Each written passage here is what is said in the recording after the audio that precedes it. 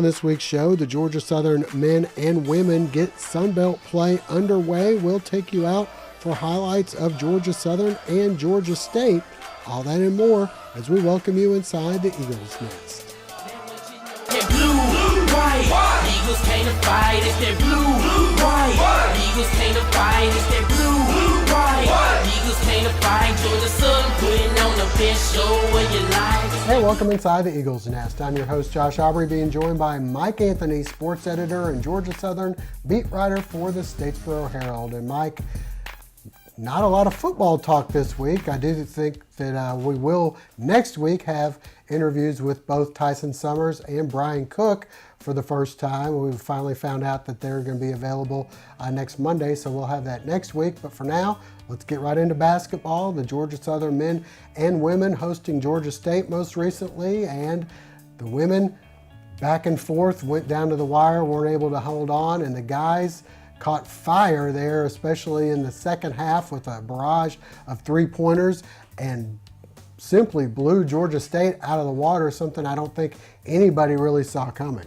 Yeah, the only way that you could possibly make anything better than a win in conference to begin the conference season is to do it against your in-state rival, especially a Georgia State team that was picked to finish a little bit higher than Georgia Southern. I think that those predictions of 6th or 7th in the conference might have rubbed the Eagles the wrong way.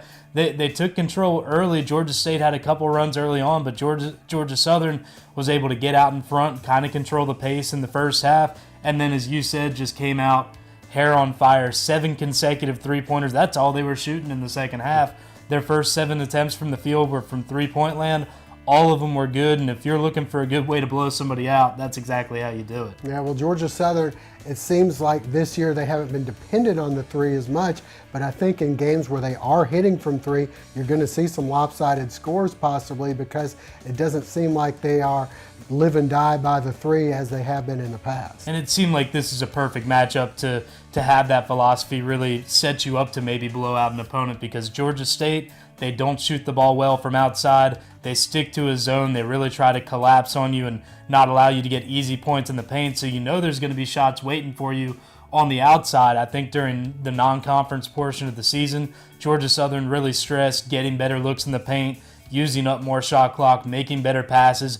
You've seen some great growth from some of the guys on the roster of being able to create shots, to get better percentage shots than just settling for the three. So they got that going a little bit, and then when Georgia State was doing its best to collapse and leaving guys open, well, you all saw what happened the last 2 years. If you leave too many of those guards for Georgia Southern open on the perimeter, they're going to start to hit them, and kind of like hitting in baseball, shooting those threes in basketball, it can get contagious. And speaking of shooting three-pointers, conversely, for the women, it seems like they are where the guys were maybe last year or the year before, where they are dependent on the threes. If the threes aren't falling for them, they're going to lose. Now, they weren't hitting from three. They weren't actually hitting from the field at all, and still managed to only lose by 4 to Georgia State.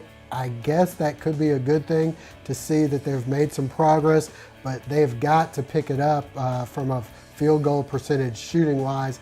You can't keep shooting 7 for 33, 34 and expect to win games. A tough one there for the Georgia Southern women. They had the lead, looked like they were in control throughout the first half, but they give up a 10-0 run to begin the second half, got Georgia State right back into the game. They lost the lead a little bit after that, weren't able to play catch-up because, as you said, I think a few too many times just taking the first open look that they saw. And like the guys, when they get hot, yeah, they can pile up the points, but the women's team just not quite consistent enough. Unfortunately, a replay of many of the games against the middle and lower tier teams of the conference from the last couple of seasons where Georgia Southern hangs tough, maybe even has a lead, but just can't quite finish it out over those last few minutes. So this is a team that it has a lot of work to do. It's still growing, still developing. The one bright spot, I think, from that conference opener, during the non-conference portion of the schedule, they had 3-4 different girls that had great nights, but they rarely had them together. It was one player going for 20, 21, 22 points. Then you look down the score sheet, no one has more than 6 or 7 to help out. In the Georgia State game, a lot more spread out was the scoring. Angel McGowan leading the team with 14. and then a lot of other players. I think 6 other Eagles had 6 or more points. So at least the consistency is getting there. Now it's just a matter of getting a few more points from all of them. All right, well, let's get out and take a look at some of the highlights from the doubleheader with Georgia State. Georgia Southern hosting Georgia State in the first of 2 at Hanner Fieldhouse. Ladies first, Sierra Butler with the baseline jumper. Astasia Tider, 2 of her 16 on the other end. Next, it's Makiba Ponder driving baseline for 2 of her 16. The Eagles try and respond. Patrice Butler coming up with the corner 3, but the Eagles only 7 of 33 from behind the arc. Amira Atwater cutting the Panther lead to 2. Later, it's Angel McGowan with 2 of her team-high 14 points.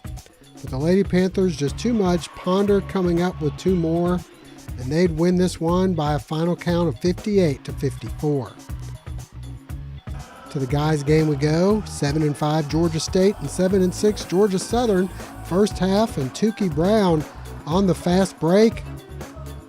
Next, off the steal, Ike Smith will end up throwing down the two-handed jam. Monte Glenn later left alone, gets the easy 2, but Georgia State keeping it close in the first half. Savannah's Malik Ben-Levy for 2. The Eagles answer off the miss. Sean McConnell with the putback. Smith later to McConnell, who penetrates for the nice lefty kiss off the glass. Eagles by 3. Tukey Brown later, the step back 3-pointer. Brown catching fire as he drives in for 2 more of his 29 in the game. Brown then finds Ike Smith for the corner 3. Georgia Southern up by 5. Smith later driving in for the lefty layup. He finished with 22 points. More from Smith as he gives the Eagles an 8-point lead. Next, check out Brown driving for the off-balance shot. He'd go 9 for 10 from the field, including on the fast break, the one-handed jam, as the Eagles would take a 7-point halftime lead. The second half would begin with an impressive 7 straight 3-point barrage. Alsmiller, then Smith, then it's Mike Hughes, one of 3 Eagles in double figures. The lead extended to 30 points in the second half. BJ Gladden coming through with the finishing touch as the Eagles blow out the Panthers by a final count of 88-65. New Year's is coming fast. If you're ready to celebrate, we're ready to help. Franklin Chevrolet in Statesboro. No need to wait till New Year's Eve to have fun. We're getting the party started right now with special year-end pricing. The holiday feeling is in full swing, but the clock is ticking on the old year and on these year-end savings too, so don't wait. Franklin Chevrolet in Statesboro. You'll feel appreciated because you are. Come in or see us on the web. Well, next up for Georgia Southern, the women hosting South Alabama on Thursday night. We'll have highlights of that for you next week. And then the doubleheader with Troy, the women playing at 2, the guys at 5, and then the guys play South Alabama Monday night at 7.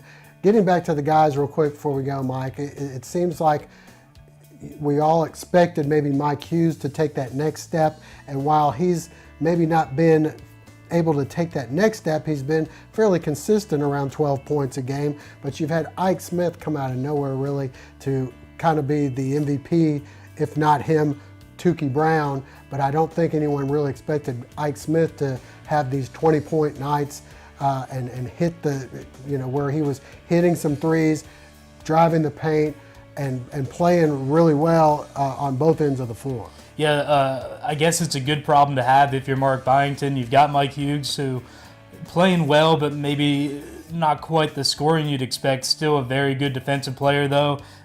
Probably going to be a contender for Defensive Player of the Year, averaging almost 2 steals per game.